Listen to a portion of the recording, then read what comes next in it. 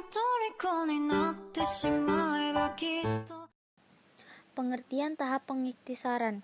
Pengertian pengiktisaran akuntansi yaitu proses peringkasan data akuntansi yang tujuannya agar mudah untuk dibaca dan dipahami. Ada beberapa langkah yang dapat dilakukan untuk iktisar dalam akuntansi antara lain yaitu: yang pertama ada menyusun neraca saldo, yang kedua membuat jurnal penyesuaian, dan yang ketiga ada membuat neraca lajur. Yang pertama yaitu neraca saldo. Pengertian, fungsi, dan tujuan neraca saldo. Neraca saldo adalah suatu daftar yang berisi kumpulan seluruh jenis nama akun beserta total saldonya yang dibuat dan diurutkan secara sistematis atau urut sesuai dengan golongan dan kode akunnya yang bersumber dari buku besar perusahaan pada perusahaan tertentu. Fungsi neraca saldo adalah untuk mendeteksi setiap kesalahan matematika yang telah terjadi dalam sistem akuntansi double entry, yakni pembukuan berpasangan. Tujuan umum neraca saldo adalah menghasilkan neraca saldo, yaitu untuk memastikan entry dalam sistem pembukuan perusahaan secara matematis dan benar. Selanjutnya, bentuk neraca saldo. Format atau bentuk neraca saldo yang sederhana memiliki 4 kolom utama. Di antaranya kolom kode atau nomor akun, kolom nama akun atau keterangan, kolom debit, dan kolom kredit seperti gambar pada berikut ini. Keterangannya, yang pertama kolom kode atau nomor akun.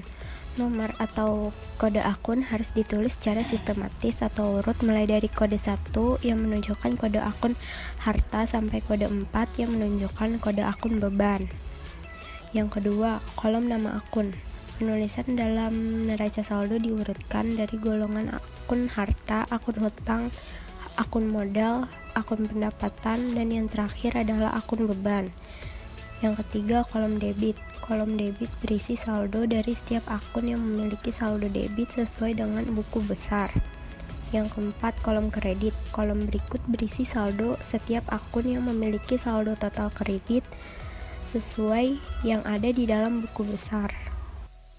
Kemudian terdapat contoh neraca saldo. Ini adalah contoh dari neraca saldo PT Bintang periode 31 Desember 2013. Terdapat kolom uraian, debit, dan juga kredit.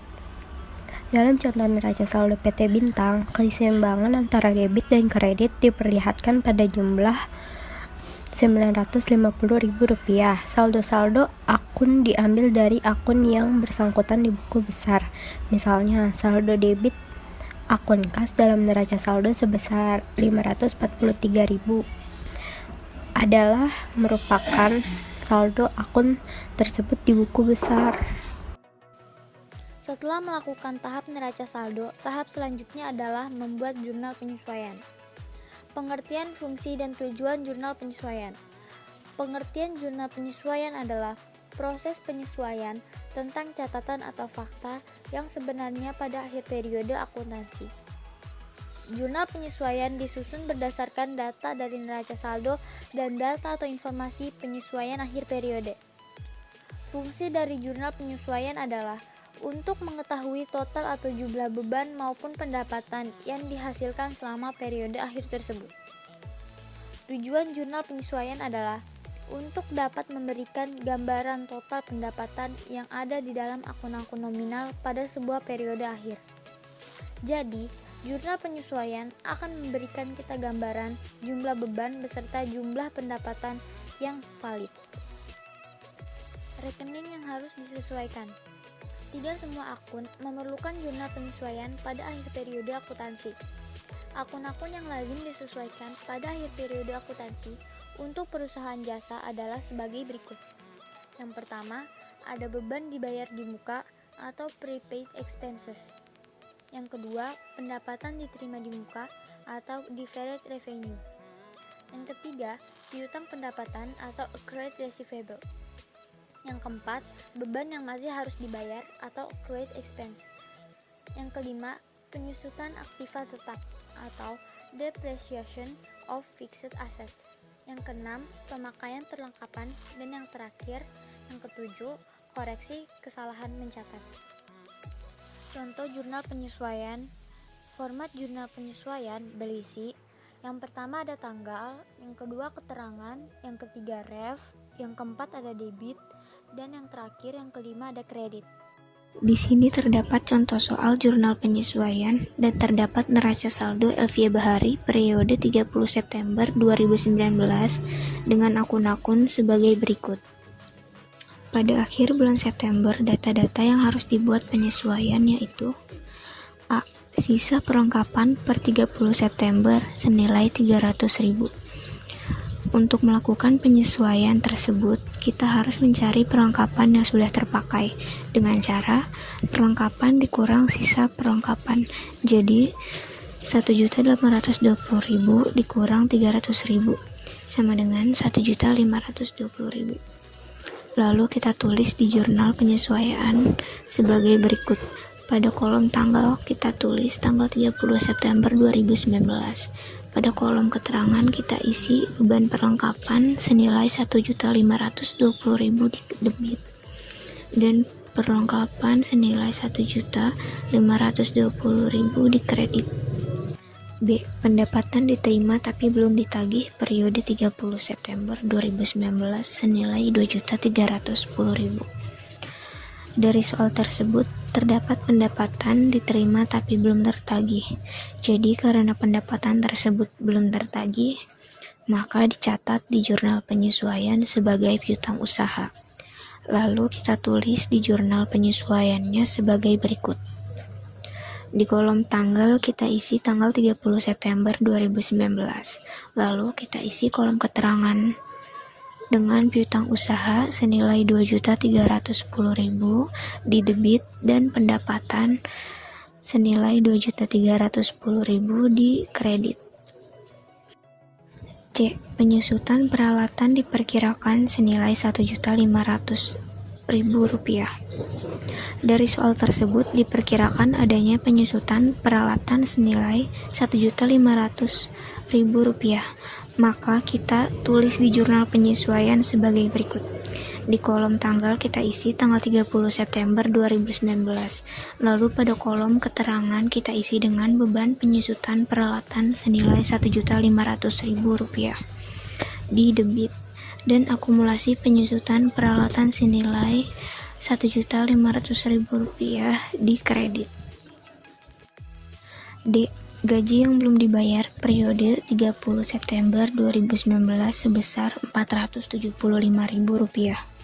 Dari soal tersebut, bahwa gaji yang belum dibayar Elvia Bahari pada karyawannya sebesar Rp475.000.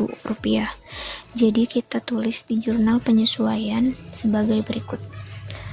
Pada kolom tanggal kita isi tanggal 30 September 2019 dan pada kolom keterangan kita isi dengan akun beban gaji senilai 475.000 di debit dan utang gaji senilai 475.000 di kredit. E. Saldo pendapatan diterima di muka mencerminkan penerimaan di muka pada tanggal 1 September untuk jasa yang diberikan. Jasa yang diberikan antara tanggal 1 sampai 30 September hanya senilai 1 juta rupiah. Dari soal tersebut dapat kita tulis dalam jurnal penyesuaian sebagai berikut. Pada kolom tanggal kita isi dengan tanggal 30 September 2019 dan pada kolom keterangan kita isi dengan pendapatan jasa senilai 1 juta rupiah di debit dan pendapatan diterima di muka senilai 1 juta rupiah di kredit. Jadi total jurnal penyesuaian pada periode 30 September 2019 senilai Rp6.805.000. Nah, setelah kita melakukan tahap jurnal penyesuaian, tahap selanjutnya adalah membuat neraca lajur. Apa sih neraca lajur itu? Pengertian neraca lajur adalah suatu lembar kertas berlajur atau berkolom yang digunakan dalam kegiatan akuntansi secara manual. Neraca lajur ini disebut dengan lembar kerja atau worksheet. Fungsi dari neraca lajur yaitu berisi semua informasi untuk laporan keuangan seperti saldo-saldo perkiraan sebelum jurnal penyesuaian, perkiraan-perkiraan jurnal penyesuaian, dan saldo-saldo perkiraan setelah jurnal penyesuaian. Nama kolom yang ada pada neraca lajur yaitu 1. Nomor akun, 2. Nama akun, 3. Neraca saldo, keempat, jurnal penyesuaian, yang kelima, neraca saldo setelah penyesuaian, yang keenam, laporan perhitungan laba rugi, dan yang ketujuh adalah neraca. Manfaat dari neraca lajur yaitu 1. Berfungsi sebagai referensi dalam pembukuan ayat jurnal penutup. 2. Sebagai referensi dalam memeriksa data, akun, dan jumlah saldo yang akan disajikan dalam laporan keuangan. 3. Sebagai penunjuk bahwa prosedur yang dilakukan untuk menyusun laporan keuangan sudah dilaksanakan. 4. Mempermudah untuk menemukan kesalahan-kesalahan yang mungkin dilakukan. Kemudian, neraca saldo memiliki tujuan penyusunan. Apa saja itu? Yang pertama, mempermudah dalam penyusunan laporan keuangan. Yang kedua, meringkas informasi dari daftar saldo dan data-data penyesuaian sehingga merupakan persiapan sebelum disusun laporan keuangan yang formal. Yang ketiga, membantu menghindari kesalahan yang mungkin terjadi pada saat pembuatan jurnal penyesuaian. Lalu yang keempat, memperkirakan hal yang mungkin akan terjadi. Nah, ini adalah bentuk neraca lajur. Tahapan dalam pengisian neraca lajur adalah sebagai berikut. Pertama, masukkan saldo akun dari buku besar ke dalam kolom neraca saldo yang ada di dalam formulir neraca lajur. Lalu yang kedua, memasukkan ayat jurnal penyesuaian pada kolom jurnal penyesuaian. Yang ketiga, isi kolom neraca saldo setelah penyesuaian dengan hasil dari neraca saldo dan jurnal penyesuaian. Yang keempat, memindahkan jumlah-jumlah di dalam kolom neraca saldo setelah disesuaikan dengan akun pendapatan dan beban ke dalam kolom laba rugi. Lalu yang kelima, memindahkan jumlah-jumlah di dalam kolom neraca saldo yang setelah disesuaikan dengan akun aktiva, hutang, dan modal ke dalam kolom neraca. Lalu yang terakhir, menjumlahkan kolom-kolom laba rugi dan kolom-kolom neraca. Antara debit dan kredit pada masing-masing kolom haruslah balance. Jadi ini adalah contoh neraca lajur. Neraca lajur Elvia Bahari yang merupakan lanjutan dari pembuatan jurnal penyesuaian tadi, yaitu pembuatan neraca lajur. Di sini kita mulai pembahasan dari kolom paling kiri ya, yaitu kolom nomor akun. Di sini berisikan nomor-nomor akun dari akun yang ada pada Elvia Bahari. Nah, di sini diurutkan sesuai dengan golongan akunnya ya. Maksudnya gimana? Jadi kalau golongan akunnya itu aktiva, maka awalannya 1. Jika golongan akunnya adalah utang, maka awalannya 2. Lalu jika golongannya adalah modal, maka awalannya 3. Kemudian jika golongannya adalah pendapatan, maka awalannya 4. Dan jika golongannya adalah beban, maka awalannya 5. Kemudian di sebelah nomor akun ada nama akun. Nah, di kolom nama akun ini berisikan nama akun yang ada pada neraca saldo sebelum penyesuaian dan akun-akun yang muncul setelah adanya jurnal penyesuaian. Nama akun tersebut kita urutkan berdasarkan golongan dan berdasarkan kelancaran akun tersebut. Kemudian di sebelah nama akun ada kolom neraca saldo yang terdiri dari debit dan kredit.